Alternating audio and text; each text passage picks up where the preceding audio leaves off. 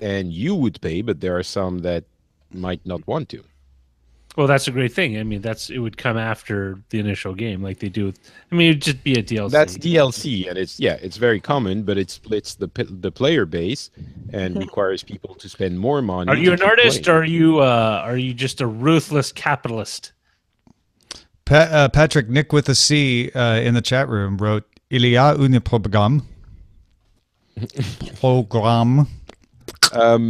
Can't speak either. It would be a masculine word, so it would be il y a un programme. Un programme. Nick with a C. Oui.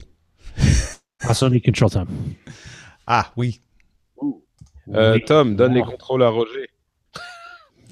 Oui. Roger. That's so Say Roger. Il y a un control. How do you say There is a thesaurus in control. French? Right back. What? How do you say how do you say thesaurus in French? Thesaurus. Actually, Patrick, I had an idea one day because I was doing my little French app, and like half the words that day were just cognates. You know, like une pharmacie. I'm like, all right, fine. I was like, we should do a joke. Patrick teaches Tom French, where you just teach me all like cognates. Just to be clear, cognates are words that sound the same in both languages. That are pretty, yeah. Either they're exactly the same, or when they're pronounced, they pretty much sound the same. Yeah.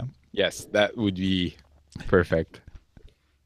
How do you say tennis shoes? But then you have to drop the shoe. We just Yeah, I tennis. know that one's not the best example. You're right.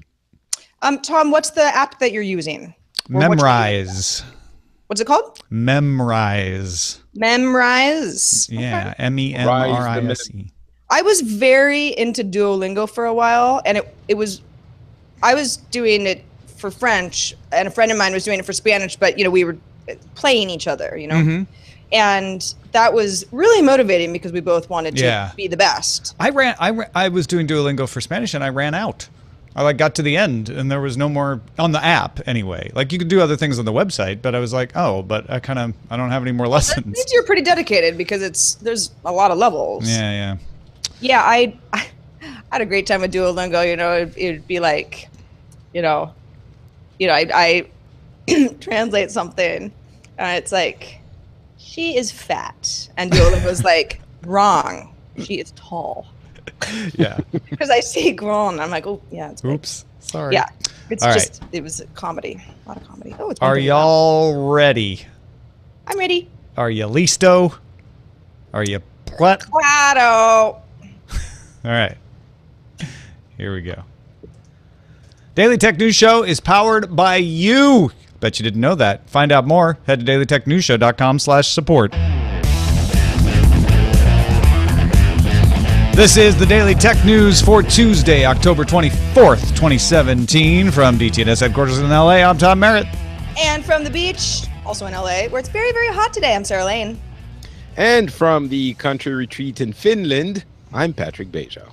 And our producer, Roger Chang, is alongside, sweltering in a different part of Los Angeles. Roger? Yes, it is an oven where I live.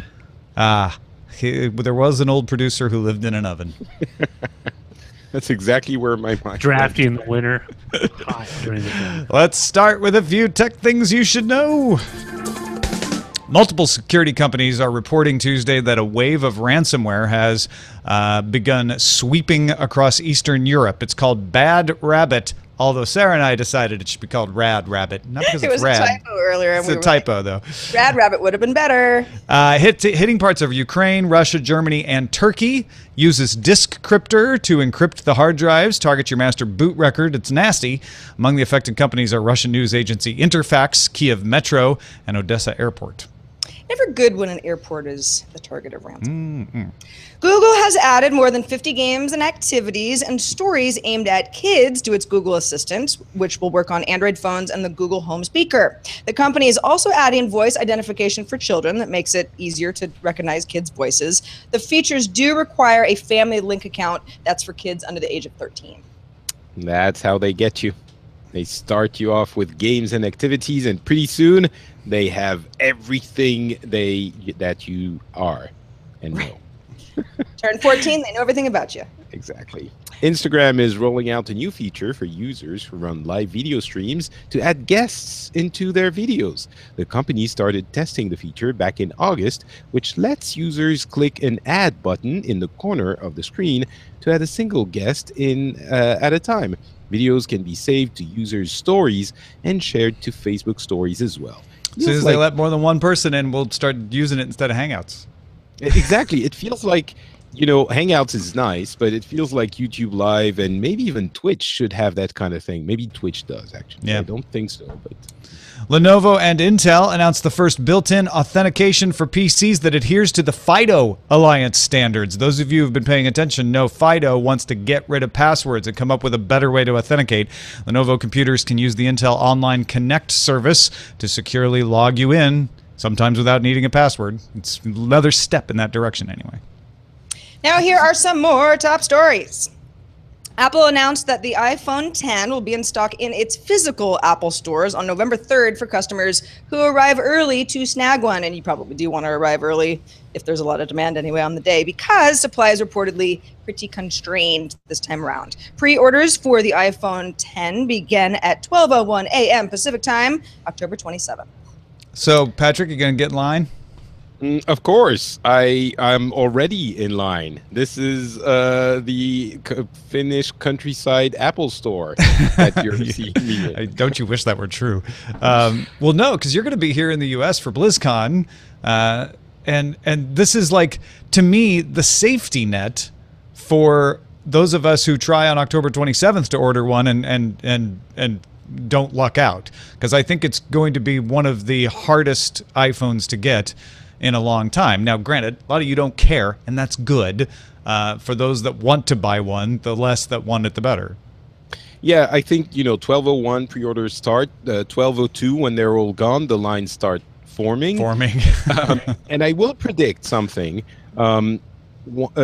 Once the phone has actually gone on sale and a lot of people have not gotten one, they will go back to the iPhone 8 because, quite honestly, the 10 doesn't really have a lot to offer compared to the 8. But some people might be holding out in case they get one.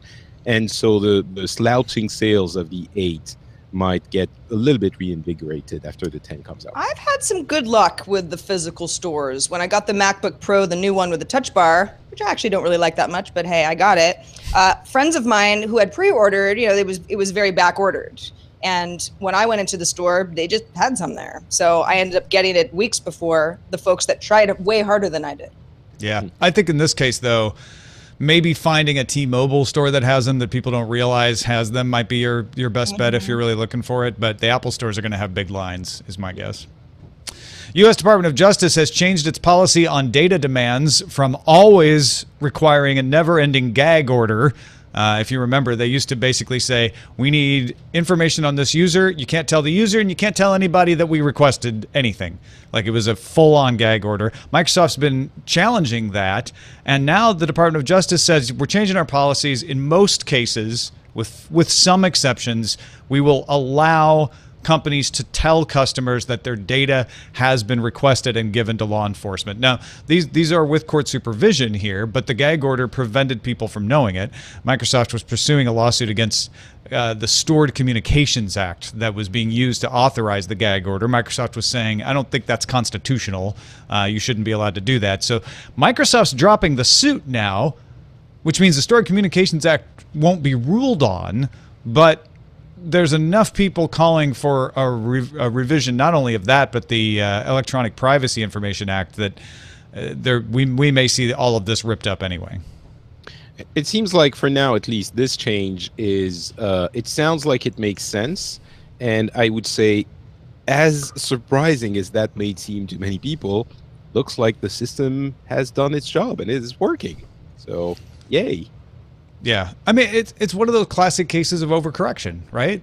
The Department of Justice said, well, you know what, just always put a gag order. Then we never have to worry whether whether we're tipping off somebody that we shouldn't. But that also meant that customers were having their data looked at without having any idea, even if they were innocent.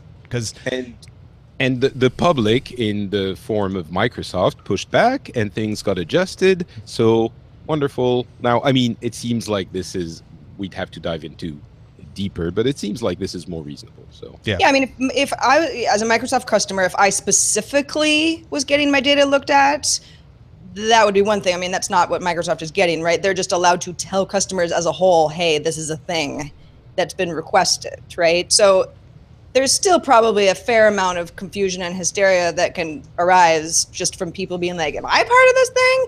But it seems like the right move. You know, I can't imagine a company like Microsoft being like, sure, gag orders make sense. No, if I have this right, they will be allowed to tell customers that their data has been surrendered. A specific person, a specific customer.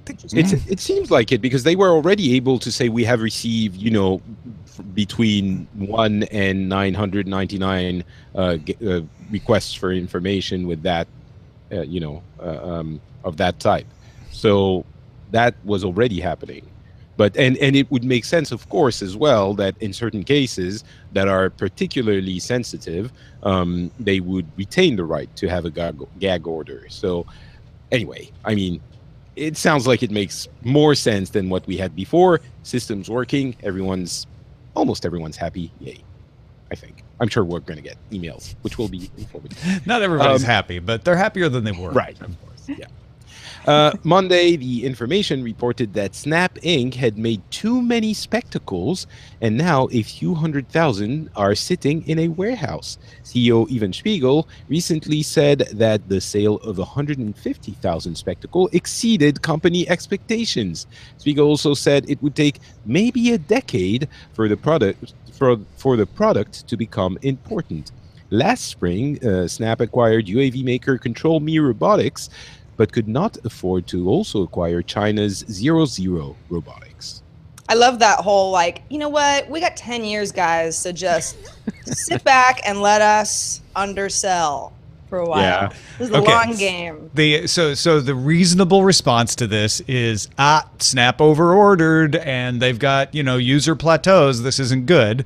Not even disagreeing that is a rational analysis of the situation. But if I may, one of the things I do is try to find other explanations to consider. And I'm putting so much prevarication because I'm like, this isn't what I believe. But you could look at this and say, hey, you know what? If you have a visionary CEO who knows that they're playing the long game with hardware, he's like, just order way more than we need. We can use the spare parts. We don't want to run out of these things. And a couple 100,000 in a warehouse is not really going to cost us a lot of money to store. So go for it. And then, of course, when Gizmodo or the information or somebody finds out about it, it sounds bad. But the company may have known all along that, yeah, we're going to have a bunch of extras sitting in a warehouse. You know, I'm sorry. I'm sorry. Go ahead, Roger. I'm giggling because yes, I understand the you know, the taking that side of the argument, but honestly, I can't imagine if 150,000 is exceeding expectations. You don't order 500,000. I mean, that's just not how things are done. Maybe they could get it in startup land where you've got money to throw around, though. Maybe well, it's still. I mean. Maybe, but it sounds highly improbable. The more probable explanation is that they order too many and they don't want to admit it. I mean, I actually think both are true. My honest opinion is, because some of these are in parts, they're not assembled, is they said, look, over order, it's fine.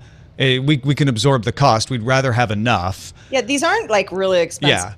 Yeah. And then they got really excited about the sales and maybe even upped the order because of that, and then it turned out that they really didn't sell as many as they thought. So I happen to live in the same town that Snap's headquarters is. Sure, yeah, you're right over there. Venice, California. It's like me and everyone else is a Snapchat employee, and so it's you know, for better or for worse, there's just a lot of Snap. That's why Sarah's wearing yellow today, so she can go unnoticed on the streets. That's right. Get the employee discount. You know, they all get discounts at all the like lunch places around here. It's insult to injury, really. But there is a physical Snap spectacle kind of pop-up store. It's been there for a while down on the boardwalk. And the whole thing is weird. They've kind of got these kiosks where you can get the spectacles. and there are employees of Snap, or at least people who have been hired to be there for the day, who are kind of trying to get people off the boardwalk and like get interested. So I can see where a lot of spillover sort of works for just, hey, learn more about our company while you're here, tourist. But it's never very crowded in there, and it always feels a little like I never want to go in there and talk to any of the employees. It feels forced and kind of desperate. I have to say, I think we can all agree that spectacles are not a hot item right now. But I also don't think this is the end of the hardware strategy. I don't think they thought spectacles would be the thing. Right. Well, okay. They're talking about the product that will become important. I guess another aspect, and I'll end on this, another aspect that leads me to believe that they overestimated is that, you know, when they first launched, I think most people, myself certainly, thought spectacles were kind of dumb. And, you know, sometimes you have that opinion initially and you're proven wrong.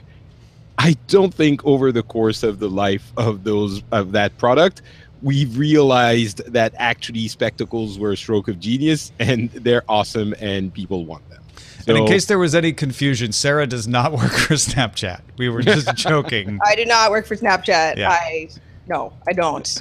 I work very close in proximity to Snapchat. Yes, geographically speaking. Yeah. But no, I am not part of the company. Google launched third-party add-ons for Gmail Tuesday. So companies like Asana, Intuit QuickBooks, Trello, Wrike, RingCentral are among the companies with launch add-ons available to enterprise and individual users. This is not one that's just showing up for G Suite folks. Add-ons will show up in the right side pane of Gmail, and they work on the web and on Gmail for Android. Google says they're working with Apple to try to bring them to the iOS version of Gmail. You can start installing add-ons from the G Suite marketplace, but again, don't have to be a G Suite subscriber to do it. I'm super excited about it, except I'm just not sure why. You know, it's just add-ons, adding functionalities. None of these tools or companies that are part of the launch are anything I use, but I'm still excited for it. So, well, Tom and Roger and I decided to, start to do some stuff behind the scenes in Trello, and it was nice because instead of me having to remember my Trello login, and I have one, but I just probably have to reset my password. I was just like, Google, great. So it worked out nicely as a login. Definitely. All right, Facebook tested moving page posts from the news feed to the Explore tab, causing a 60 to 80% drop in referral traffic to the affected sites. Now, the test is only in certain parts of the world. Started last week in Sri Lanka, Bolivia, Slovakia, Serbia, Guatemala, and Cambodia, and is expected to last a few months. Facebook's VP of Newsfeed, Adam Mosseri, says they don't have plans to roll out the test any further, and pages that paid for ads still showed up in the news feed. Yeah, so a lot of people are looking at this as Facebook saying, hey, you want your stuff to show up in people's news feed, gotta pay for an ad. I doubt that they would roll it out this strictly in the rest of the world, and I really think they are trying to test it everywhere. But man, if you're in one of these countries and you're a company that just lost 80% of your traffic, that is not okay. Yeah. And it's also quite interesting, I think, that Facebook, at least in this test, is looking at ways to make Facebook a little bit more personal again. Maybe, the feed has become this weird forest of stuff that users don't care as much as they should. Maybe that's a way of focusing back on people that they actually know and personal connections. Hey, folks, if you want to get all the tech headlines each day in about 5 minutes, don't forget about our other show, Daily Tech Headlines, at dailytechheadlines.com. You can subscribe as a podcast, get it on the Amazon Echo. It's on Google Home and available in the Anchor app. All right. So Wall Street Journal says that Sony is about a month away from announcing a new robot dog with smart home capabilities. We don't know if it's going to be called Aibo. We don't know how much it's going to cost. We don't know if it'll be marketed to just adults or children and adults or whatever. But it is a return to the robot dog roots of Aibo that Sony introduced. And at the same time today, the United States FTC issued the following guidance regarding voice-activated devices, saying they will not pursue action against companies that collect voice data of children if they turn it into text for the purposes of tasks that don't involve personal information and then immediately delete it. The problem was if, say, an Amazon Echo had a child say, call 911, that was technically in violation of COPA because you aren't allowed to collect information from a child without parental approval. And so what the FTC is saying is we're going to try to take some common sense approach here. As long as you immediately delete it, you're not asking the child's name or age or any personal info like that, then we're not going to go after you for that. But it brings up this whole idea that we've got Sony coming out with essentially a toy to control your smart home. You've got the FTC starting to deal with voice activation, and there's tons of toys out there. The Mattel Aristotle has an uninterrupted connection to the internet, records video and audio. There was the Kayla doll that was taken off the market in Germany because of a Bluetooth vulnerability where it could be hacked and it could steal all this information that was recorded from children. And Patrick, it brought up the question with you, are we ready for AI toys? So that is indeed something that I think is really interesting because I think everyone would agree we're not quite there yet, but we're maybe close enough that AI toys would have a specific type of functionality that would be interesting as a product and maybe appealing to children. And I mean, there's AI toys in general, and there's the Aibo dog that Sony made, which is an entirely in its category of its own because it tried to mimic dogs at a time when it wasn't really possible to do that technically efficiently. But I think if we're talking about Aibo to start off, that thing was pricey. I mean, the base model, I believe, was like $2,500. Yeah. And today, with that kind of money, the AI would be software anyway, so that doesn't really factor in as much.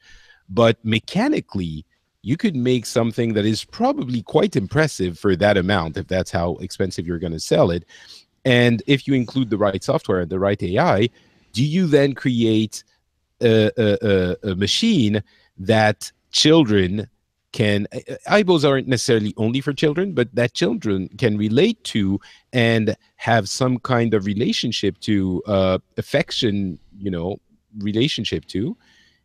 And is that good? It might be good. Is it, concerning? Certainly there are some concerns. But seeing how quickly children adapt to technology, and we've all heard stories of kids going to a TV screen and trying to swipe on it like it was a touch surface. I think this is going to come a lot faster than we expect, and I'm not sure. I'm not saying it's a bad thing. I'm not sure it's a good thing. Stefania Druga and Randy Williams wrote a post for the MIT Media Lab back in July about a paper called "Hey Google, is it okay if I eat you? Initial explorations in child-agent interaction." They presented it at a conference in Stanford on June 27th. And it essentially was a study of about 27 children between the ages of 4 and 10, where they said, all right, let's have them interact with an Echo, a Julie chatbot, a Google Home, a Tina the T-Rex, a My Friend Kayla, the same doll we were talking about that had the vulnerability, and Cosmo. Cosmo is probably the most popular of these because it's a little robot that rolls around and can manipulate these particular blocks, and it has expressions that change depending on what you do. And they wanted to find out how this exposure to AI affected children. It's one thing for a child to sort of add a personality to a doll. It's another thing for the doll to gain the personality on its own. I think that's the research was really eye-opening, especially because a lot of these engineers were like, the stuff that we thought was the coolest part of these toys is stuff that sometimes the kids don't even care about. Kids are like, are you a boy or a girl, little AI toy? Just things that, a child might just ask another child or want to know about another person or an animal. What kind of animal is this? Or, what do you have arms and stuff that the AI toy doesn't know how to answer because it's not really, asking questions like internet questions about the world that can be searched and then regurgitated. I thought that was pretty fascinating. And of course, if you are marketing any kind of AI to a kid, it's obviously you have to be really careful, but it's like, I was thinking about this. As an only child, I spent a lot of time alone, so I'm really used to interacting with toys and computer games and all sorts of stuff on various levels. And it's like, a lot of this just feels like the next generation of a computer game that gets to know you and knows your strengths, and maybe, you know, we'll give you back a math problem that it's trying to help you learn better because you have gotten it wrong a lot of times in the past, that sort of thing. So some of this seems like, oh, it's just a sort of a smarter way for kids to learn things. But at the same time, if a toy sort of understands that a child has, you know, maybe some learning limitations or is really good at certain things and not others, is it going to be in the child's best interest to continue interacting with an AI toy that is going to give it a different experience than the next kid? I mean, I don't have the answer. I think it's really interesting and a little bit troubling, but in general, it seems like these toys can be really educational. That's my optimistic sort of overall thought about this. I think like the study, the MIT study showed, education is where our minds go to as adults who look at the useful way of engineering these things. Kids apparently just anthropomorphize the thing immediately, while at the same time, you know, they ask, do you have arms? Are you a boy or girl? Or, as you said, and at the same time, it seems like at least those kids that they talked to had absolutely no confusion about the fact that that wasn't a person. And it might seem like, yeah, well, duh, of course. But, you know, they stopped interacting with it. When they stopped interacting with it, they were like, oh, yeah, it's a funny thing, or, you know, it seems intelligent. It doesn't seem intelligent, that kind of thing. And on the other side, what you were saying, Sarah, is kind of something I didn't even think about. It's, you spent a lot of time playing with toys and maybe anthropomorphizing those as well, you know, so you would talk to a doll, or, you know, when I say you, it's everyone. You talk to a doll or a toy, or, you know, get your cars to do things with one another. At 5 years old, I had a pillow called Chubby Checker because it had checks on it that I had a whole personality assigned to. It never changed expression or anything. But that was also a personality that you assigned to it based on your imagination and, you know, what you knew at the time. So this kind of like, oh, the toy will get to know the child, but the child isn't telling the toy how to be. The toy is... and that's one of the opportunities here is like, and I think that's why this kind of pilot study is great, is let's find out how kids interact with these so we can make these work better for kids, to educate them and let the kids have influence over the toy and maybe even teach them social skills. And I think there's a really important aspect to the Sony thing as well, which is something that always comes back when you start talking about robotics and, you know, robots becoming lifelike, where our mind as Westerners go is immediately, well, how dangerous is it? And I think for children, it also translates into, oh, well, if it's educational, then it's okay, but how will it, you know, how will they not manipulate the children, but what bad influence will it be for their psyche? And the Japanese usually have a more positive outlook on robots, and they think, you know, they can be friendly, they can be helpful, and they can be, and I think it seems to me, when I stop my fears for a second, it seems to me that there isn't really a reason why these things would be dangerous with a kid. You know, it's not like they're gonna catch on fire unless they're made with, you know, Galaxy Note 7s, or is that tired already? Yeah. Yes. But you know, they're not gonna catch on fire. They're not gonna psychologically, I guess, damage the child. It's not like they're manipulating them as you know, psychopaths. So it's just a friendly thing they can play with. And if children understand that this is a toy, I don't see this as more dangerous than a doll that pees, which my niece has really wanted for Christmas last year, you know? So. Or Teddy Ruxpin. I mean, Teddy Ruxpin pretended to have expressions and understanding, even though it didn't.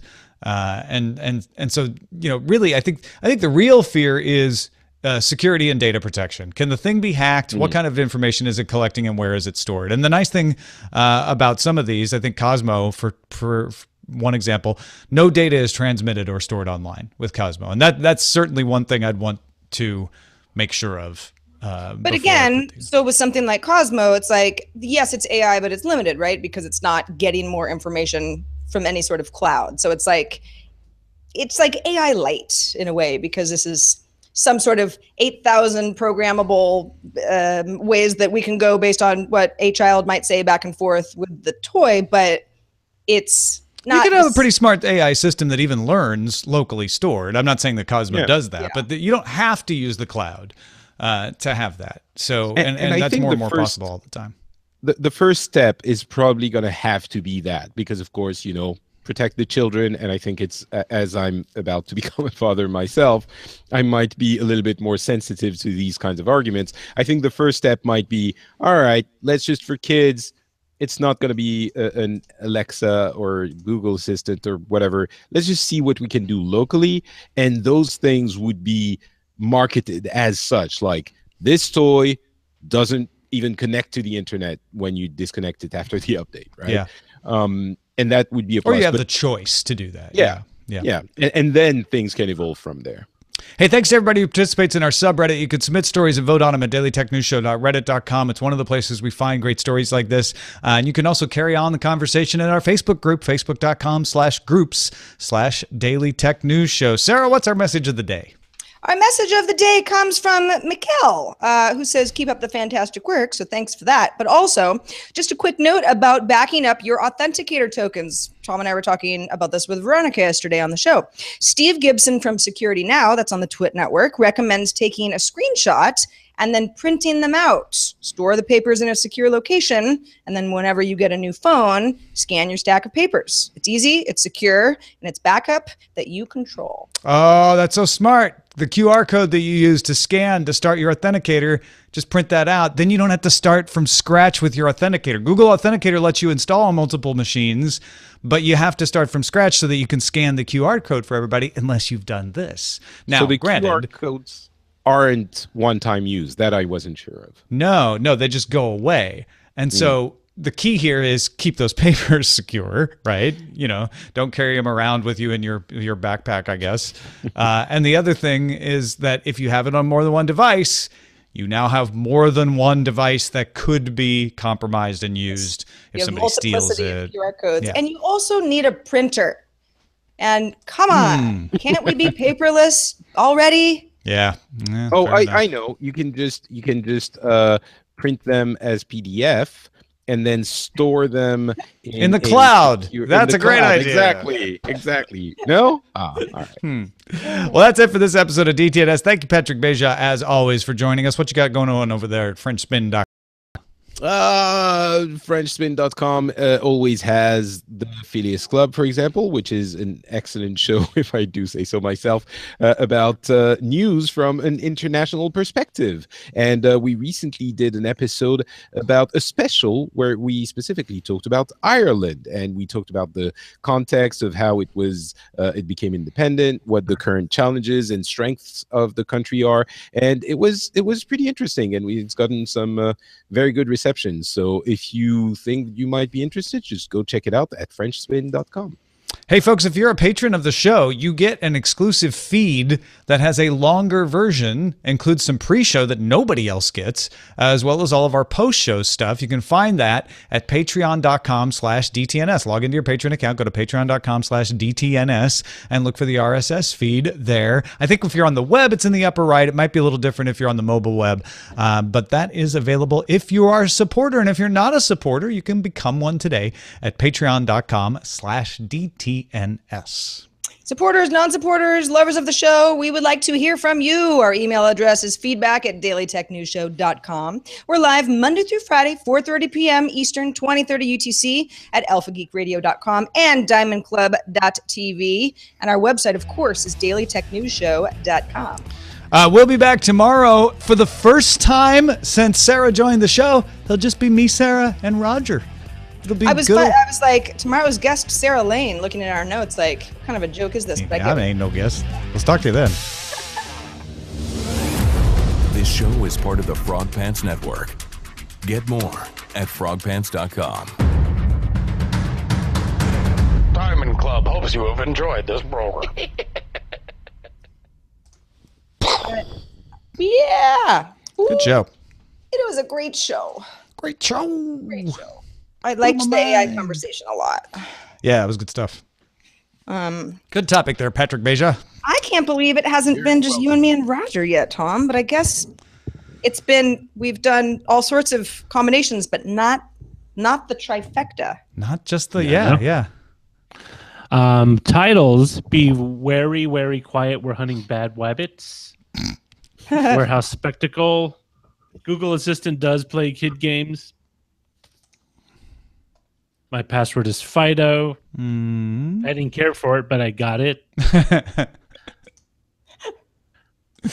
That's funny. There'll soon be smart toys for your kid. AIAIO. There'll soon be smart toys for your kids. Hunting bad wabbits. Fido, thy do. Robot dog roots. The Sony's robot dream of digital bones. Let's see, teach the children AI. They teach the children well. That Crosby, Stills, and Nash. You Do you talk like to a that doll. What do you like, Roger? I like there soon be smart toys for you, kid. AIO. AIAIO. But that might be too long. It's a little long. My kid's toy is smarter than your honor student. That's a good bumper sticker. It's funny. That one is funny. We didn't say that, but I guess that's not really a requirement. We don't have to have said it as long as it's in the spirit of the conversation. I want to speak and spell that teaches you. You know, it's very interesting in a game. I'm trying to remember the name of the game. Dreamfall. One of the protagonists you play has a little cyber buddy called a Watilla, which is a little AI gorilla like plushie, but it talks to you, but it can also store your messages, emails, contacts, and all that. So it's like a personal assistant / cyber buddy. So like my buddy doll, except it actually interacts with you. That's what the Aristotle was. Was it purple and shaped like a gorilla? Nope. As far as I know. Patrick, what title do you like? I don't have an opinion for once in my life. What? I don't have an opinion. I don't really have one specific one that I... Gotcha. Let's do the honor student one. All right. Yeah. Yay! It's funny. Actually, Honor that's students. the one that I like. I was That's peer pressured. me. Wait, do they have those in France or in Finland where people have bumper stickers about their kids at school? No, but I got the gist. No.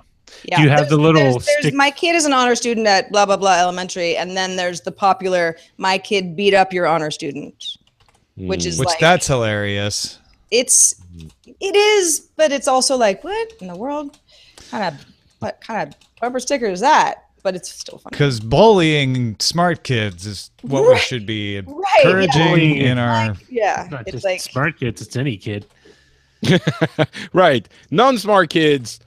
I wasn't trying to imply. You're on your own. I was merely speaking to the specificity of the bumper sticker. I was not encouraging anything not covered by it. Breaking news. Tom Merritt encourages bullying of non-smart kids. Don't we have enough of that rhetoric right now? Do you guys have the stick figures that represent the number of people in the family on the back of your cars? Not really. seen those. Yep. Seen those. Are bumper stickers even big? Oh, sorry. I think it was actually Veronica recently, where she was part of the conversation on Twitter, where someone was like, why do people put baby on board things, in their window? It's like, because like if there's a baby on board, like everyone will just magically be a better driver. Like, like you'd be like, a more reckless driver around a non-baby on board vehicle. But then somebody chimed in and said, actually, it's because if there's an accident, the paramedics know to get the child out. Okay. Oh.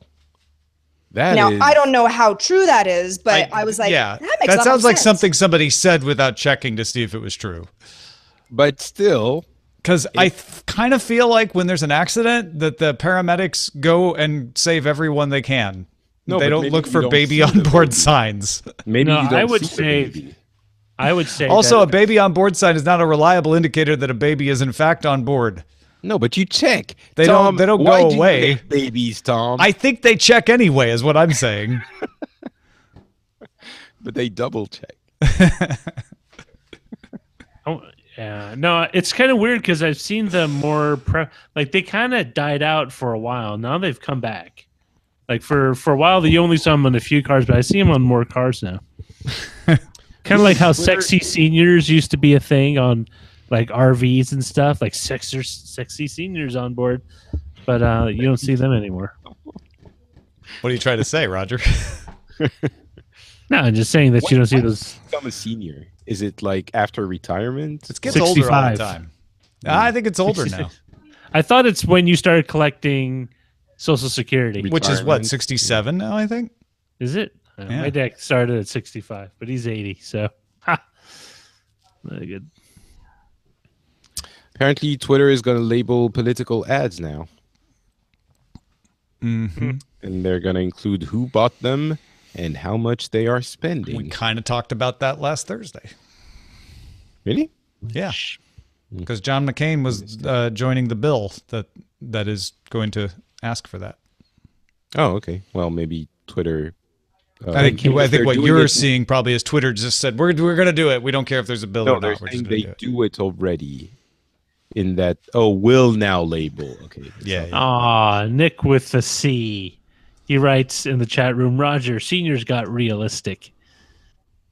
So you don't see those sexy seniors. Do you agree with him? I think it's because seniors were being targeted by con men who would see them, at least according to like a newspaper story like many years ago. I don't remember. It was 20 years ago. That just sounds like somebody decided that was true.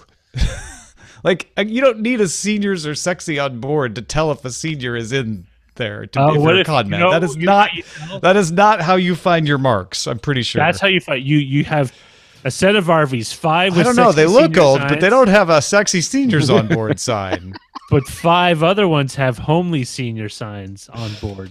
They would have Homely never seniors. known we were seniors if we hadn't had that sexy seniors on board sign. Listen, Tom, just because something You really don't like old people or babies. Just because something sounds false doesn't mean it's not true. You know, Fair enough. your libido doesn't have to go when you retire, Tom. Not what I was saying, and you know it.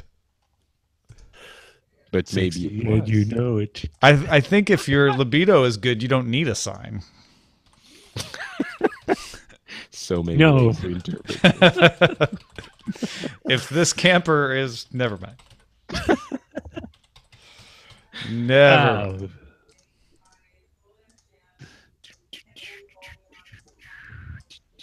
Is Sarah on the phone? Sounds like it. Be a call. Oh, we need to after we're done with this, we need to pick a date for EMW before the month's out. Oh, yeah.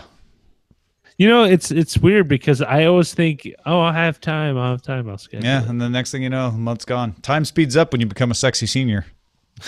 It is. Oh, You know and- what? I want to be a sexy senior. I want to be someone that, like, man, he looks good for his age. You do. Wow, wait, are you saying I'm a senior? Jesus Christ. Well, you're not a junior. No. No, But I I just would said like you that. look good for your age. That's all. I feel like I spoke with a I friend feel like today I should get who the early bird special at every restaurant I go to. spoke with a friend who just got a kid a year ago, and he was telling me, until I had a kid, everyone would tell me, "Oh, you really don't look 37. You look younger." And today he looked at a picture of him, and he was like, "Holy crap, I look great." So Yeah. Well, Maybe that's what it is. Part of it is it's weird because there's people I know that are like handling kids like is like water off a duck's back. It's a handful, but they're not stressed out about it. Like they just those people are largely ducks. Yes. Maybe it I don't know. depends on the kid. Every kid is different, right? Yeah. So That's for sure. They say that, but there's only 6 models. Are you Nexus 6? Ooh, I hear they go up to 8 now. Yeah. Next week I'm not on, Roger. Do you remember that? Okay. Yes. Excellent. You up the 31st. Next week. Is future decoded. Oh yeah. Yeah, and I will be. I mean, I think I will just have landed, or maybe I will land like 30 minutes before the show. So technically, I could show up at your door and do it from your place. Potentially, you could. That's like me saying, "I'll just take the channel and I'll do the show from your house." Right. It'll be It's fine. just a hop, step, and a skip. So hop, skip. A and skipping step away. skip. That was like me thinking, "Oh, I'll be landing in Newark in plenty of time to get to my hotel and sit and watch the show Friday," which I didn't. Your hotel in Manhattan. Mm-hmm. You know, All right. I think I'm gonna abscond. All right. Tom, we could be talking on Friday at the time of the thing that happens on Friday, and you can let me know what happened. All right. I'm going to ask you a follow-up question in just a moment. Thanks, everybody, for watching.